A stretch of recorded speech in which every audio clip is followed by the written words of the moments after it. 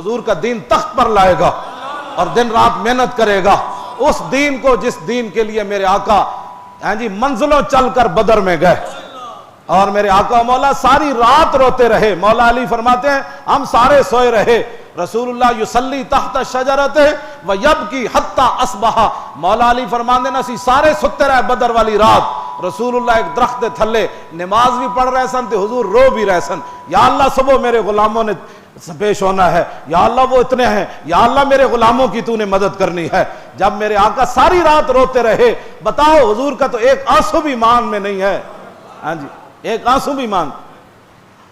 ہمارے بزرگوں نے لکھا جب حضور حضرت علیمہ سعدیہ کے گھر تھے نا تو ایک دن حضور جب روئے نا تو جبریل دوڑ کے آئے، حضور کا آنسو انہوں نے اپنے ہاتھ پر لے لیا، عرض کی یا رسول اللہ جی یہ آنسو زمین پر گر جاتا تو پتہ نہیں زمین کا کیا ہو جانا تھا، تو حضور کا تو ایک آنسو بھی مان میں نہیں ہے، تو حضور ساری رات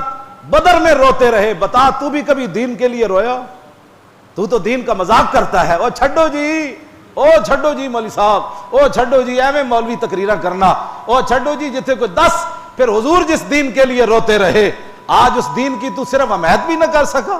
تو بدر میں تو جانا بڑی دور کی بات ہے، حضور کے سامنے کھڑے ہو کر تیر کھانا تو بڑی دور کی بات ہے، 70 زخم لگے ہوئے سر پھٹا ہو، حضور فرمائیں چلیے تو صحابی کہے جی چلیے، ہاں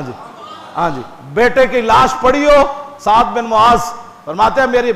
اب بھائی شہید ہو گئے میدان احد میں عمیر بن معاذ، تو میری امی جان آئی تو میں گھوڑا حضور کا پکڑ کر مدینہ پاک کی طرف جا رہا تھا، تو کہتے ہیں حضور میں نے عرض کی حضور میری امی جان آ رہی ہیں، حضور نے فرمایا روکیے گھوڑا میں ان سے تعزیت کروں کہ ان کے بیٹے فوت ہو گئے۔ جب آپ نے گھوڑا روکا حضرت سعد بن معاذ کی امی جان قریب آئی، تو آپ نے جب تعزیت کرنا چاہی تو سعد بن معاذ کی امی جان کہنے لگی حضور میں بیٹے کے لیے نہیں آئے، نہ اس دھرتی پیدا کیتا ہے نہ جان نہ سارا، پتر دے کے لاش پئی ہوئے تو پھر حضور نو ویکھن آئی ہیں۔ آج ہر بندے کو اپنی پڑی ہے، ظاہر بات ہے جس بندے نے اپنا سارا کچھ کرنا ہے اس کو کیا پتا کہ حجاب پر پابندی لگ جائے، ہاں جی قرآن نصاب سے نکل جائے۔ حضرت حارثہ بن نعمان ہے نا میدان حضور فرماتے ہیں میں حضور کے مسجد نبوی شریف کے دروازے پر حضور جبریل سے باتیں کر رہے تھے، میں قریب سے گزرا، فقال جبریل من آزا،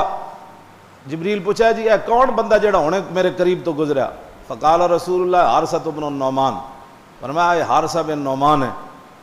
فقال جبریل هو احد المئۃ الصابرۃ یوم حنین، جبریل کہنے لگے اچھا یہ حنین والے دن انج کھڑے رہے سن، یہ انہاں وچوں او جڑے ہیں تواڈے نال حضور کے پیچھے نہیں ہٹے انہاں وچوں، لو سلم علی ردت تو علیہ، جے اج حارثہ بن نعمان مینوں سلام دیندا تو میں دے سلام دا جواب بھی دینا سی۔ حضور فرماتے ہیں میں معراج والی رات گیا تو جنت میں ایک بندے کے قرآن پڑھنے کی آواز آ رہی تھی، آج قرآن تم نصاب سے نکال کر جنت میں کیا پڑھو گے، اے بی سی پیتھالوجی تے فلانے جی تے یہ پڑھو گے، آج امت مسلمہ کو قرآن سے دور کر کے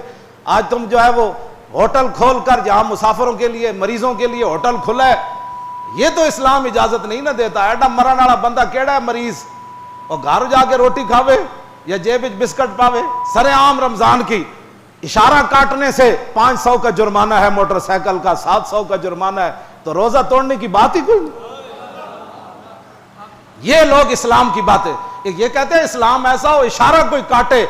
تو وارڈن اس کے پیچھے گاڑی لگا دے، آپ کو پتہ ہے آپ نے قانون کی خلاف ورزی کی، پھر آپ دوڑ پڑے، اس پر ڈبل جرمانہ ہے۔ تو میں نے کہا بتاؤ کلمہ پڑھنے کے بعد رمضان کا مذاق اڑانے کا کیا جرم ہے؟